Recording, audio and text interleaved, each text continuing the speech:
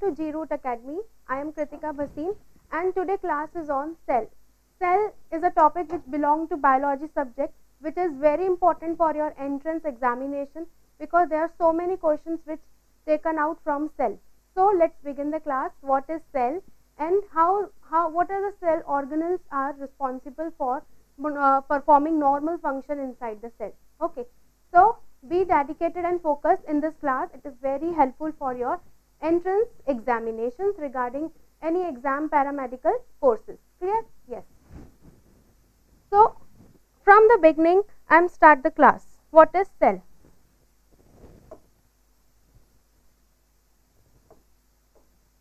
देखिए सेल क्या है, सेल को क्या बोला जाता है? The fundamental unit of life. Cell is known as the fundamental unit of life. ये तो क्या हो गया, जनरल इंट्रोडक्शन हो गया किसका? सेल का. कि सेल क्या है मैम? सेल तो फंडामेंटल यूनिट ऑफ लाइफ है. इसको फंडामेंटल क्यों बोला गया डियर स्टूडेंट? क्यों? क्योंकि ये क्या है, एक बेस है. विदाउट सेल क्या होगा, ऑर्गेनिज्म का प्रोडक्शन नहीं होगा, ऑर्गेनिज्म की बॉडी नहीं बनेगी, चाहे वो प्लांट हो, चाहे वो एनिमल्स हो, चाहे कोई भी यूकैरियोटिक्स हो, कोई भी प्रोकैरियोटिक्स हो, कोई भी एक्सेट्रा. ठीक है. तो इसका डेफिनेशन जब पढ़ा जाता है, जब इसकी डेफिनेशन पढ़ी जाएगी, वो क्या बोला गया? The structural and functional unit of life. The structural and functional unit of life.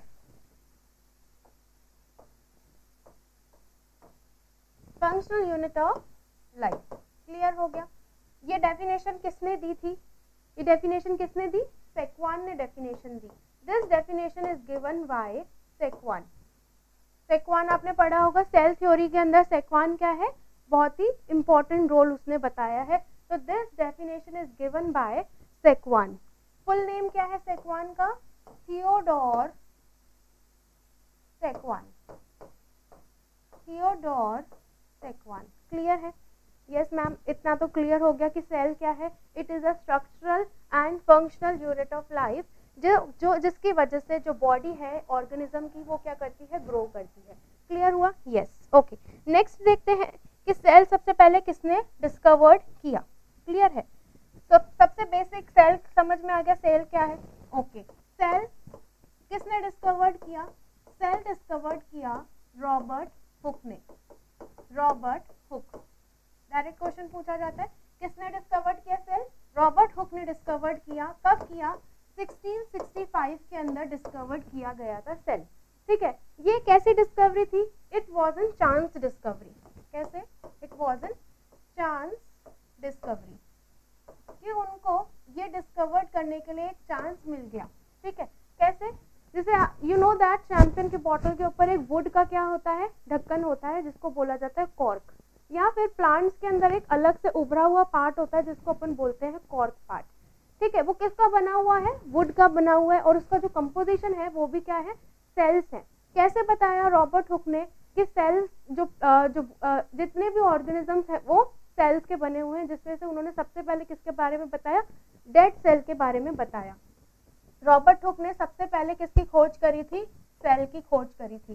कहाँ से डिफाइन किया सेल? कॉर्क से डिफाइन किया है. कॉर्क से. ठीक है. कॉर्क से उन्होंने डिफाइन किया. उन्होंने क्या किया? थिन पीसेस लिए. क्या लिए डियर स्टूडेंट? थिन पीसेस लिए या फिर स्लाइस ली इस कॉर्क की. ठीक है. जिसको उन्होंने विजुअलाइज किया किसके अंदर? माइक्रोस्कोप के अंदर. उन्होंने देखा, he saw the thin piece of slice in the microscope. ठीक है. उन्होंने देखा कि इसके अंदर कुछ इस तरीके से हेक्सागोनल क्या बने हुए हैं? चैम्बर्स बने हुए हैं. इस तरीके से समझ रहे हैं आप?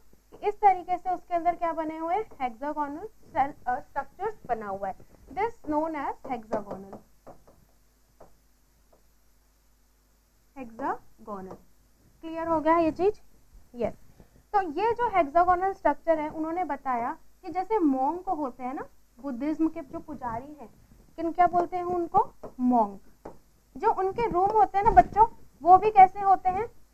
हेक्सागोनल स्ट्रक्चर्स के होते हैं. उनके जो रूम्स होते हैं वो भी कैसे होते हैं? हेक्सागोनल स्ट्रक्चर के होते हैं, मतलब इस तरीके से ऐसे यू हेक्सागोनल स्ट्रक्चर्स के उनके रूम होते हैं, और उन रूम्स को क्या बोला जाता है, उन रूम्स को बोला जाता है सेलुला।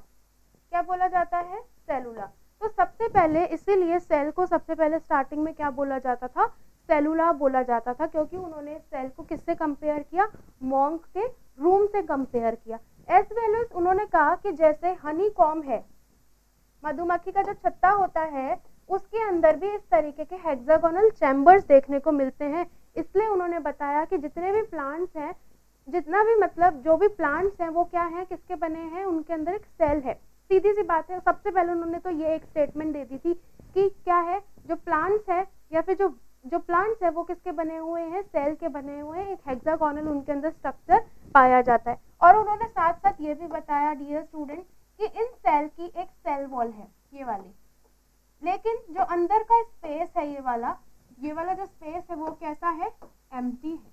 ये भी किसने बताया, रॉबर्ट हुक ने बताया। कब बताया, 1665 के अंदर उन्होंने बताया कि जो सेल है, ये जिसके अंदर जो सेल पाए गए हैं वो डेड सेल है। तो रॉबर्ट हुक ने कैसा सेल डिस्कवर्ड किया था, उन्होंने एक डेड सेल को डिस्कवर्ड किया था। क्लियर हो गया। तो सबसे पहले उन्होंने किसके बारे में बताया, डेड सेल के बारे में बताया, जिससे सबसे पहली खोज किसने करी थी, सेल की रॉबर्ट हुक ने करी थी। यहाँ तक समझ में आया, ठीक है। अब अपन आगे देखते हैं कि उन्होंने किसका यूज में लिया, माइक्रोस्कोप का यूज लिया है। उन्होंने किसका यूज लिया है, माइक्रोस्कोप का। माइक्रोस्कोप, इससे क्वेश्चन आता है कि जो सबसे पहला माइक्रोस्कोप है वो कब डिस्कवर्ड हुआ था, 1590 में, 1590 के अंदर डिस्कवर्ड हुआ था सबसे पहला। देखिए वापस लिखते हैं इसको, माइक्रोस्कोप कैसा, सबसे पहला माइक्रोस्कोप, फर्स्ट माइक्रोस्कोप कब डिस्कवर्ड हुआ, 1590 के अंदर। क्वेश्चन आता है इसमें डायरेक्ट कि सबसे पहला माइक्रोस्कोप कब डिस्कवर्ड हुआ, 1590 के अंदर डिस्कवर्ड हुआ। ठीक है, कब डिस्कवर्ड हुआ, 1519 के अंदर डिस्कवर्ड हुआ। और इसको डिस्कवर्ड करने वाले साइंटिस्ट कौन थे, हेंस एंड ज़चारियास। हेंस एंड ज़चारियास कौन थे, हेंस एंड ज़चारियास थे। ठीक है, ये कैसे साइंटिस्ट हैं, ये डच साइंटिस्ट थे, DUTCH। क्लियर है, ये कैसे साइंटिस्ट थे, डच साइंटिस्ट थे, जिन्होंने सबसे पहले किसके बारे में बताया, माइक्रोस्कोप के बारे में बताया। और इनके माइक्रोस्कोप की हेल्प से रॉबर्ट हुक ने 1665 के अंदर डेड सेल की डिस्कवरी करी थी। समझ में आ गए एमसीक्यूज। आगे अपन एमसीक्यूज भी सॉल्व करेंगे रिगार्डिंग जो अभी इस क्लास के अंदर अपन पढ़ रहे हैं। ठीक है, without practicing of MCQ you cannot find your entrance examination. So when you are reading or when you are learning the theory, you have to be focused on MCQs as compared to theory. Okay, next क्या बताया, अब देखो dead cell का अपन को पता चल गया कि डेड सेल किसने बताया था।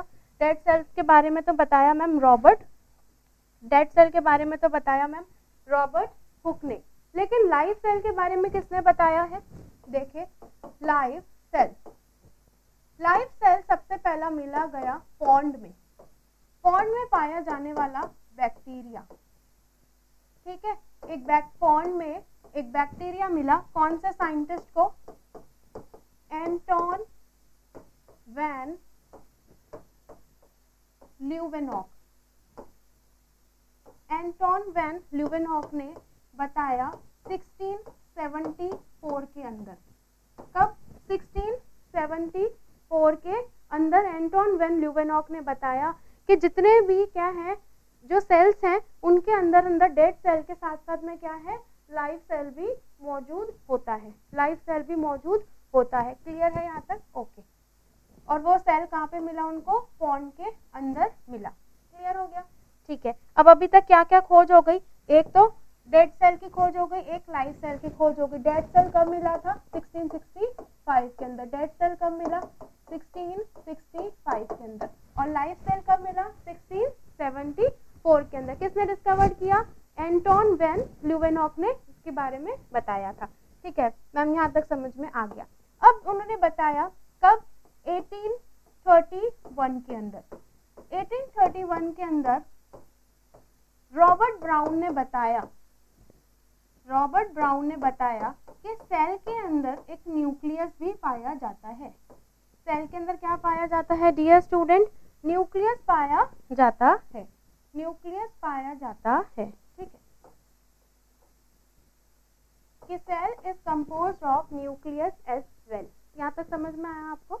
ओके यहाँ क्या क्या बता दिया मैंने अभी आपको कि सेल क्या है? फंडामेंटल यूनिट ऑफ लाइफ है। ठीक है, cell is the structural and functional unit of life. Clear है? सेल किसने डिस्कवर्ड किया?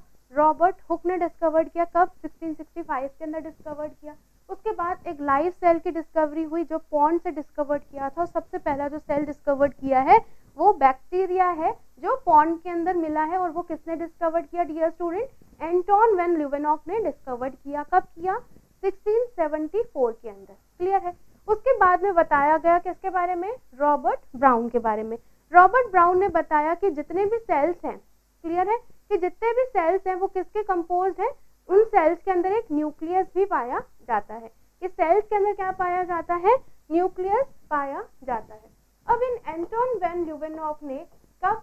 1674 के बाद में 1678 में बताया कि किसके बारे में बताया? इन्होंने स्पर्म की डिस्कवरी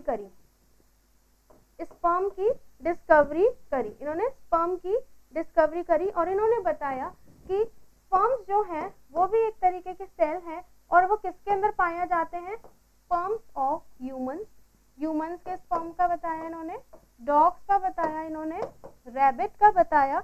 इन सब के अंदर भी स्पर्म्स पाए जाते हैं। और इंसेक्ट्स का बताया। इन्होंने बहुत सारे इन ऑर्गेनिजम्स के अंदर स्पर्म्स की खोज करी। किसने? एंटोन वैन ल्यूवेनॉक ने। इसलिए देखो dear student, Anton van Leeuwenhoek को फादर ऑफ माइक्रोबायोलॉजी भी बोला जाता है।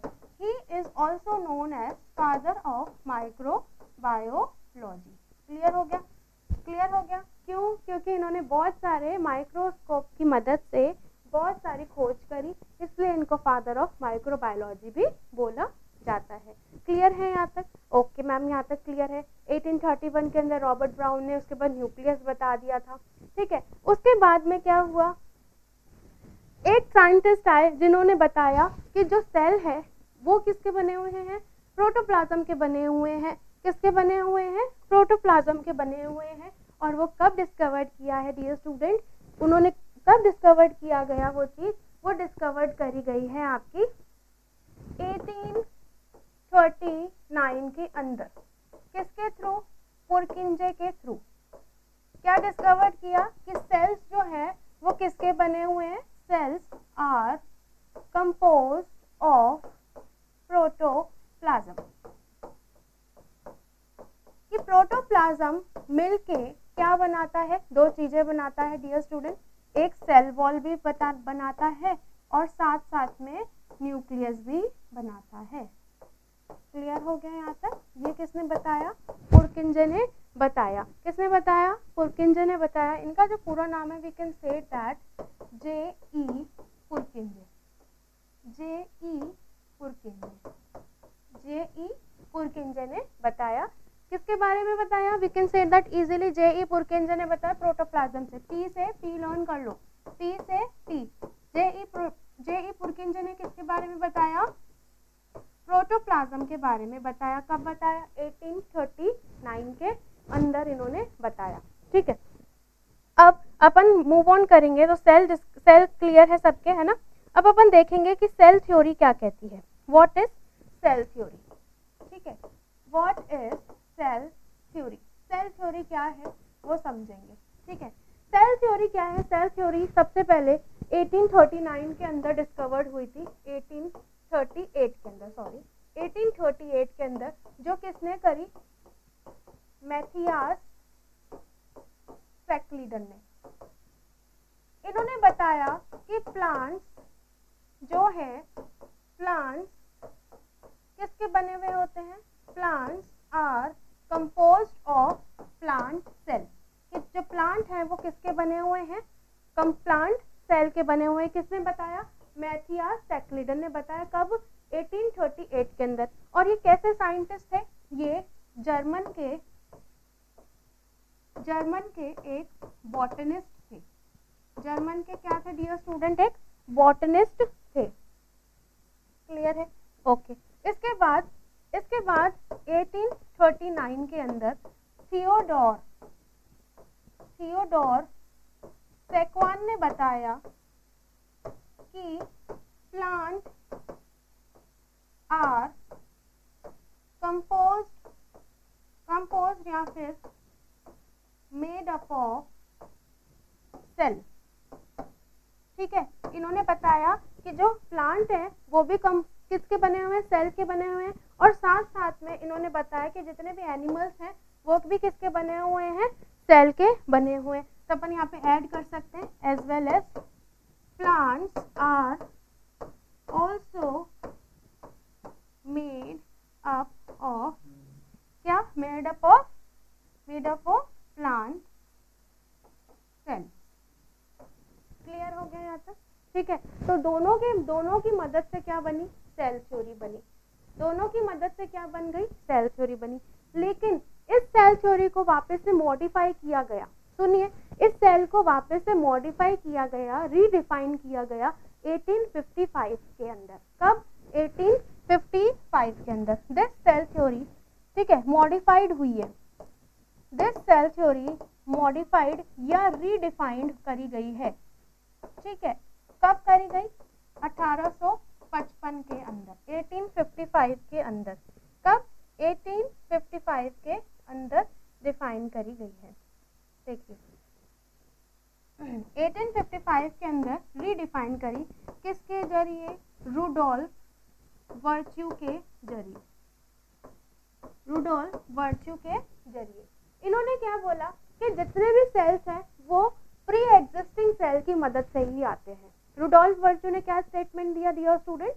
रुडोल्फ वर्च्यू ने बोला कि all cells are coming from pre existing cells, कि हर सेल प्री एग्जिस्टिंग सेल की मदद से ही आता है। ठीक है, तो उन्होंने एक स्टेटमेंट दी, आपने ये पढ़ी होगी, that is omnis cellula a cellula। ठीक है, उन्होंने ये बताया कि omnis cellulae a cellula। Clear है? उन्होंने बताया इसका मतलब क्या होता है वो देखते हैं। इसका मतलब होता है, इसका आपको स्क्रीनशॉट ले लिया होगा आपने ना? ओके। इसका मतलब होता है all cells are come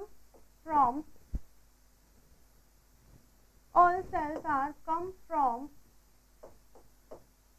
pre-existing cells। All cells are come from pre-existing cells। ठीक है, यहाँ तक समझ में आया? तो इन तीनों की मदद से सेल थ्योरी बनी। अब देखिए एक बार वापस से रिवाइज करते हैं कि सेल थ्योरी में कौन कौन से साइंटिस्ट थे। सेल थ्योरी के अंदर किस किस साइंटिस्ट का रोल था? सबसे पहला अपन ने पढ़ा 1838 के अंदर, कौन? मैथियास टैक्लीडन। मैथियास टैक्लीडन ने बताया किसके बारे में? कि plant are made up of plant cell. ठीक है, ओके। फिर 1839 के अंदर थियोडोर सेक्वान ने बताया animals are made up of animal cell. ठीक है, साथ साथ में इन्होंने ये भी बोल दिया कि plants are made up of plant cell. दोनों के स्टेटमेंट से सेटिस्फेक्शन नहीं था, इसलिए सेल थ्योरी को क्या किया गया? मॉडिफाई किया गया। और रुडोल्फ वर्च्यू ने बोला कि कब बोला? 1855 में बोला गया कि सेल्स जो हैं वो कहाँ से आते हैं? Sales comes from pre existing sales. अगर इसको बायोलॉजी की लैंग्वेज में बोला जाए, that is omnis सेलुला A सेलुला। Clear हो गया? इस पे क्वेश्चन आता है कि ये किसने बोला, ठीक है, मॉडिफाइड किसने किया, सबसे पहले कौन से साइंटिस्ट इन्वॉल्व थे, किसने प्लांट सेल के बारे में बताया और किसने एनिमल सेल के बारे में बताया। So you can take a screenshot of this topic.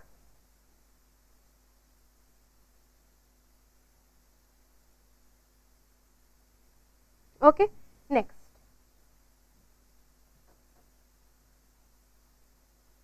देखिए, एक क्वेश्चन और पूछा जाता है, वो ये है 1866 के अंदर हैकल ने बोला कि सेल के जो न्यूक्लियस है, सेल का जो न्यूक्लियस है वो रिस्पॉन्सिबल होता है, cell nucleus is responsible for hereditary and genetic information. समझ में आ रहा है कि ये क्वेश्चन भी क्या है, इंपॉर्टेंट है। क्या कि 1866 के अंदर हैकल ने बोला कि जो सेल के अंदर पाया जाने वाला डियर स्टूडेंट न्यूक्लियस है वो किसके लिए रिस्पॉन्सिबल है, hereditary as well as genetic information में। क्यों? क्योंकि जब भी क्या होता है, ट्रांसमिशन होता है ऑफस्प्रिंग का बनने में, जेनेटिक इंफॉर्मेशन का, उसके अंदर न्यूक्लियस अपना रोल प्ले करता है। कैसे? एक जनरेशन से, वन जनरेशन से सेकेंड जनरेशन के अंदर कैसे कैरेक्टरिस्टिक्स को पास करना है, उसके लिए कौन रिस्पॉन्सिबल है? उसके लिए रिस्पॉन्सिबल है dear student, that is nucleus. और न्यूक्लियस किसने डिस्कवर्ड किया? 1866 के अंदर हैकल ने डिस्कवर्ड किया। प्रोटोप्लाज्म डिस्कवर्ड किसने किया था? प्रोटोप्लाज्म डिस्कवर्ड किसने किया था? प्रोटोप्लाज्म डिस्कवर्ड किया था J.E. पुरकिंजे ने, जो अपन पढ़ चुके हैं। तो क्लियर हो गया सेल क्या है और सेल थ्योरी क्या कहती है, ठीक है। नेक्स्ट क्या है? तो सेल थ्योरी क्या कहेगी, आप समझ चुके होंगे कि जितने भी सेल्स हैं वो प्री एग्जिस्टिंग सेल से बने हुए हैं, ठीक है। सेल किसके कंपोज्ड होते हैं? सेल ऑर्गेनेल से कंपोज्ड होते हैं, ये भी सेल थ्योरी कहती है। और सेल थ्योरी ये भी कहती है कि जितने भी सेल्स हैं वो प्री एग्जिस्टिंग सेल से आए हैं। क्लियर हो गया आपको, ठीक है। अब अपन पढ़ेंगे type of cells. What are the type of cells, कि सेल्स के कितने टाइप होते हैं। देखिए ये बहुत इंपॉर्टेंट है, इसमें से और भी क्वेश्चंस आते हैं। टाइप ऑफ सेल्स, सेल्स कितने तरीके के होते हैं? सेल होते हैं दो तरीके के, एक होता है प्रोकैरियोटिक सेल, एक होता है डियर स्टूडेंट, समझ रहे हो, एक होते हैं प्रोकैरियोटिक सेल, दूसरे होते हैं यूकैरियोटिक सेल। यूकैरियोटिक सेल, एक होते हैं प्रोकैरियोटिक सेल, दूसरे होते हैं यूकैरियोटिक सेल, ठीक है। प्रोकैरियोटिक सेल क्या होते हैं? जिनका डायामीटर 1 से 10 mm होता है। दिस इज इम्पोर्टेंट, जिसका डायामीटर 1 से लेके कितना होता है? 10 mm होता है। और यूकैरियोटिक सेल्स वो होते हैं जिनका डायामीटर 5 से लेके 100 mm होता है। क्लियर हो गया? सबसे मोस्ट इंपॉर्टेंट है कि प्रोकैरियोटिक सेल्स का डायामीटर 1 से लेके 10 mm तक होता है और यूकैरियोटिक सेल्स का डायामीटर है वो 5 से लेके 10 mm तक होता है। यस मैम, हम समझ गए इतना, ठीक है। ये जो सेल है ये कैसे होते हैं? कैसे होते हैं? जो इनकी मेम्ब्रेन होती है, जो इनकी मेम्ब्रेन होती है वो कैसी होती है? मेम्ब्रेन लेस होते हैं ये, ठीक है। ये कैसे होते हैं? मेम्ब्रेन लेस होते हैं। और ये वाले कैसे होते हैं? These are membrane bound cell. मतलब जो इनके अंदर ऑर्गेनेल्स होंगे, जो इनके अंदर ऑर्गेनेल्स पाए जाएंगे वो भी कैसे होंगे? मेम्ब्रेन बाउंड ही होंगे, ठीक है। और ये जो हैं ये कैसे होंगे? इनके अंदर कोई भी मेम्ब्रेन नहीं पाई जाएगी, no membrane. 3 in their organelles. Clear हो गया? In their organelles. Okay ma'am, this is the major difference कि प्रोकैरियोटिक मेम्ब्रेन लेस होते हैं और यूकैरियोटिक मेम्ब्रेन बाउंड सेल्स होते हैं। क्लियर हो गया यहाँ तक? ठीक है, नेक्स्ट देखते हैं और क्या क्या इसके अंदर देखने को मिलता है। देखिए इसके अंदर और क्या क्या देखने को मिलेगा कि जो इसके अंदर न्यूक्लियस है, किसके अंदर? प्रोकैरियोटिक्स के अंदर। प्रोकैरियोटिक्स के अंदर डियर स्टूडेंट जो न्यूक्लियस होता है उसकी कोई मेम्ब्रेन होगी या नहीं होगी? नहीं होगी। किसी भी ऑर्गेनेल की मेम्ब्रेन नहीं होती है, नो मेम्ब्रेन। तो उसको क्या बोलेंगे? उस वाले न्यूक्लियस को बोला जाता है न्यूक्लियोइड। समझ में आ गया कि न्यूक्लियोइड किसके अंदर पाया जाएगा? देखो तीन चीजें होती हैं, एक होता है न्यूक्लियस, ठीक है, एक होता है न्यूक्लियोइड और एक होता है न्यूक्लियोलस, जो आपने अपने 11th-12th क्लास के अंदर पढ़ा है। ठीक है, क्या होता है? एक न्यूक्लियस होता है, एक न्यूक्लियोइड होता है और एक न्यूक्लियोलस होता है। ये न्यूक्लियस और न्यूक्लियोइड अपन इसको ऐसे कर देते हैं, देखो इसको हटाओ और इसको भी हटाओ, ठीक है, इधर ले आओ न्यूक्लियोलस, इधर न्यूक्लियोलस हो गया, इधर न्यूक्लियोइड हो गया। Nucleus and nucleoid are found in eukaryotic, ठीक है, and nucleoid is found in prokaryotic. समझ में आ गया? क्यों? क्योंकि इसका जो न्यूक्लियस है इसमें पाया नहीं जाता। इसके अंदर एक तरीके से वी कैन से दैट कि जैसे ये एक सेल है प्रोकैरियोटिक का, ये बैक्टीरिया का सेल है, इसकी जब मेम्ब्रेन ही नहीं होगी तो इसके अंदर जो पाया जाने वाला न्यूक्लियस है ना डियर स्टूडेंट, वो इस तरीके से होगा। किस तरीके से होगा? इस तरीके से होगा, ठीक है। इसमें इस शेप का होने की वजह से या इसको फ्रेजाइल होने की वजह से इसको क्या बोला जाता है? न्यूक्लियोइड बोला जाता है। ये इंपॉर्टेंट है। तो न्यूक्लियोइड सीधी सी बात है किसके अंदर देखने को मिलेगा? Nucleoid is seen in prokaryotic cells and nucleus and nucleolus is seen in eukaryotic cell. और जो प्रोकैरियोटिक का डायामीटर है वो कितना है? 1 से लेके 10 mm तक है और जो यूकैरियोटिक है उनका डायामीटर 5 से लेके 100 mm तक है, ठीक है। इसके अंदर न्यूक्लियस एब्सेंट रहते हैं और यूकैरियोटिक के अंदर न्यूक्लियस प्रेजेंट रहता है, जो किसके लिए रिस्पॉन्सिबल होता है? जेनेटिक इंफॉर्मेशन के लिए रिस्पॉन्सिबल होता है। अब जो न्यूक्लियोलस है वो प्रोकैरियोटिक्स के अंदर भी नहीं पाया जाता। Nucleolus is absent in prokaryotic cell. यहाँ तक समझ में आया? यस मैम, यहाँ तक बिल्कुल अच्छे से समझ में आ गया है, ठीक है। आगे देखिए, अगर प्रोकैरियोटिक्स की बात करें और यूकैरियोटिक्स की बात करें, देखो अपन प्रोकैरियोटिक और यूकैरियोटिक्स में अभी डिफरेंस पढ़ रहे हैं, है ना। तो प्रोकैरियोटिक और यूकैरियोटिक्स की बात करूं तो जो यूकैरियोटिक सेल हैं उनके एग्जाम्पल और इनके एग्जाम्पल्स की, इसके अंदर जैसे एग्जाम्पल हो गए डियर स्टूडेंट,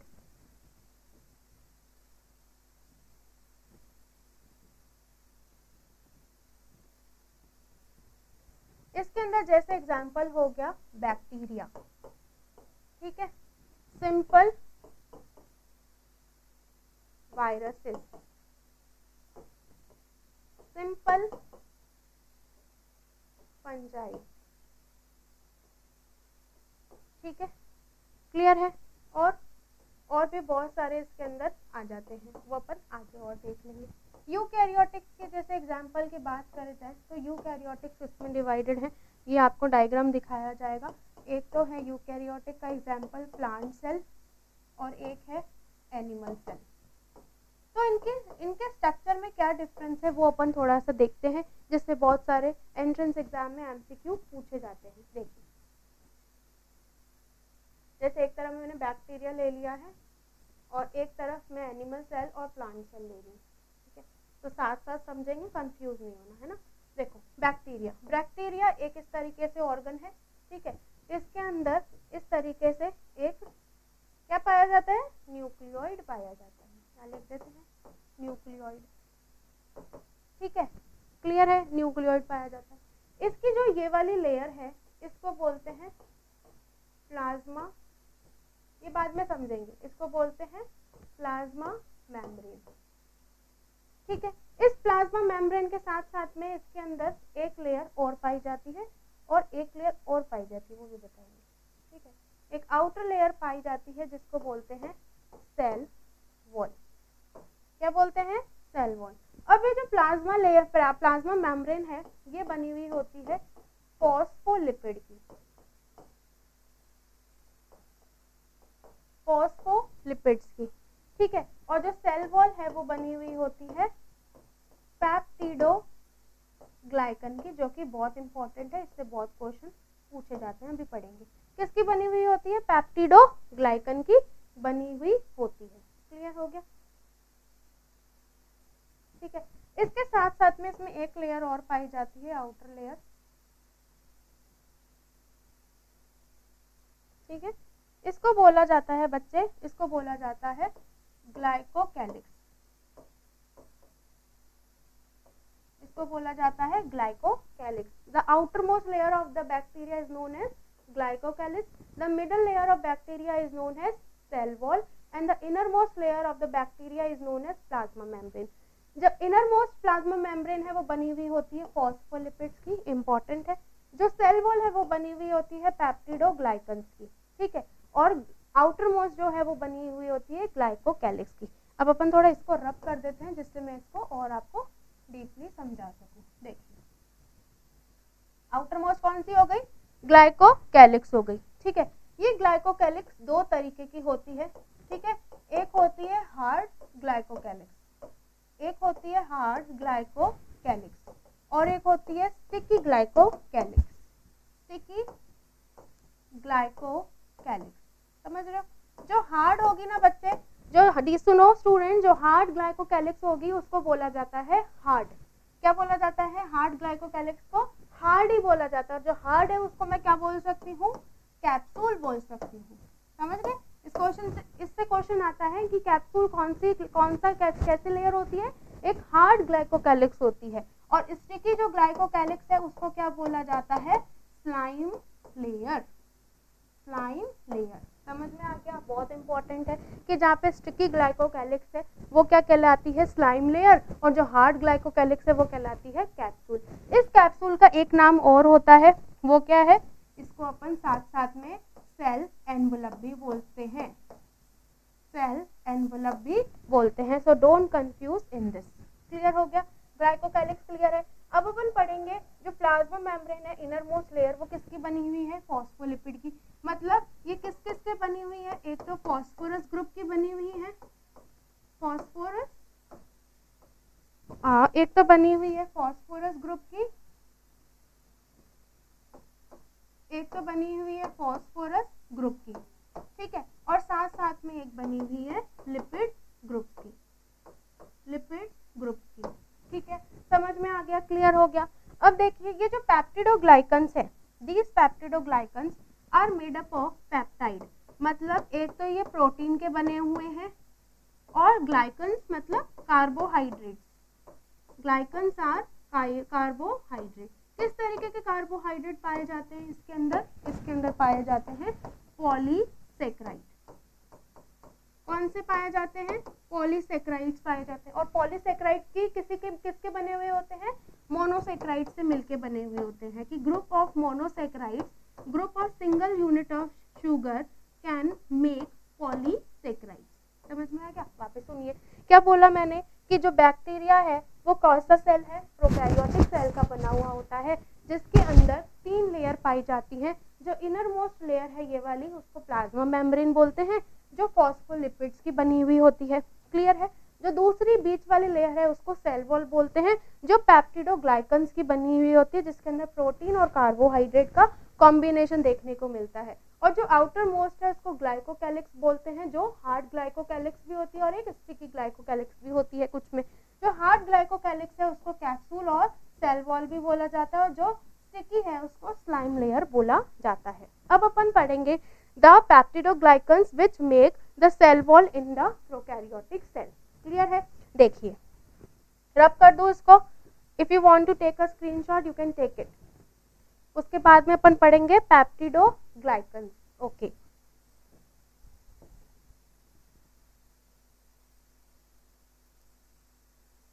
अब अपन पढ़ते हैं पेप्टिडोग्लाइकन्स।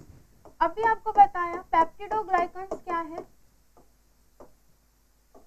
किस किस के बने हुए हैं? पेप्टिडोग्लाइकन्स क्या बना रही है? सेल वॉल बना रही है प्रोकैरियोटिक सेल्स के अंदर। ठीक है, समझ में आ गया? ओके, पेप्टिडोग्लाइकन्स किस किस के बने हुए हैं? 2 कंपाउंड से मिलके बने हुए हैं। एक तो है मैम पेप्टाइड और दूसरा है पॉलीसेकेराइड। पॉलीसेकेराइड, ये जो पॉलीसेकेराइड है ये किसके मिलके बने हुए होते हैं? मोनोसेकेराइड के, मोनोसेकेराइड यूनिट्स के। यूनिट्स लिख देती हूँ यहाँ पे। These monosaccharides units can make other further क्या? पॉलीसेकेराइड। अब ये मोनोसेकेराइड्स कौन कौन से होते हैं? एक तो होता है दैट इज नाग, NAG, और एक होता है नाग। एक तो है नाग, ठीक है, एक है नाग। जो नाग है उसको बोला जाता है एन एसिटाइल ग्लूटामिक एसिड। ठीक है, क्या बोलते हैं? N acetyl glucuronic acid. ठीक है, और जो नाम है उसको बोला जाता है बच्चों एन एसिटाइल म्यूरेमिक एसिड। समझ गए यहाँ तक? अब ये नाम और नाग क्या कर रहे हैं? ये सेल वॉल बना रहे हैं। तो सेल वॉल बना रहे हैं तो इनका अरेंजमेंट कैसे होता है? इस तरीके से होता है, नाग नाम नाग नाम। ध्यान से सुनिएगा, इट इज वेरी इंपॉर्टेंट। अगर ये क्लियर नहीं है तो आपका कंसेप्ट क्लियर नहीं होगा। नाग नाम नाग नाम।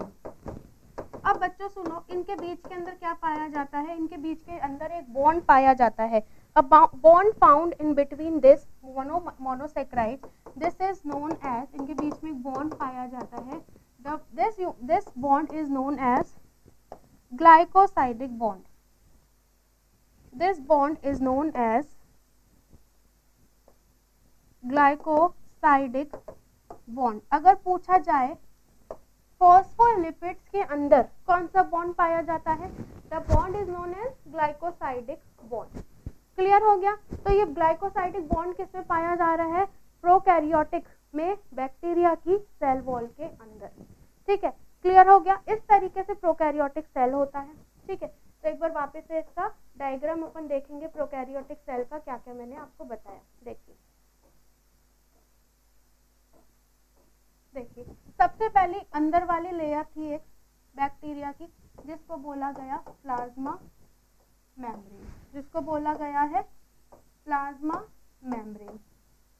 ठीक है, उसके बाद में दूसरी लेयर, इसी के अंदर दूसरी लेयर है जिसको बोला गया dear student that is cell wall.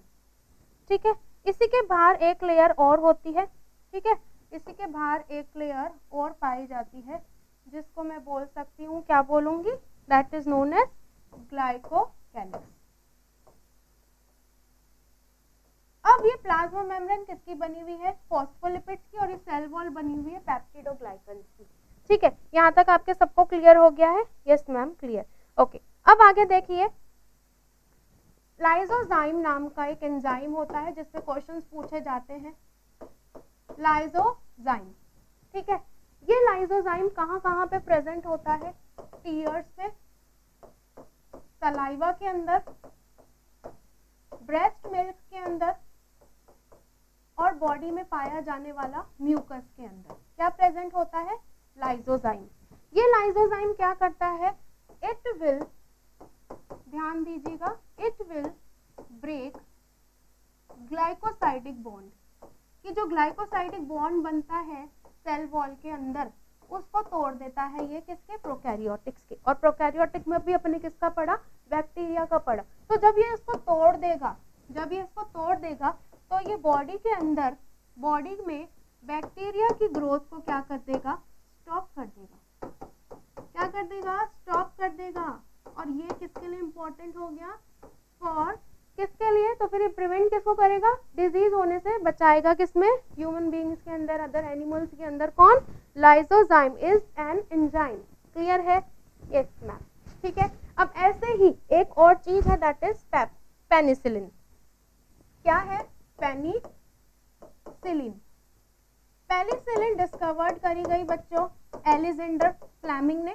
सीधा क्वेश्चन आ जाता है कि पेनिसिलिन किसने डिस्कवर्ड करी है? एलेक्जेंडर फ्लेमिंग ने डिस्कवर्ड करी है।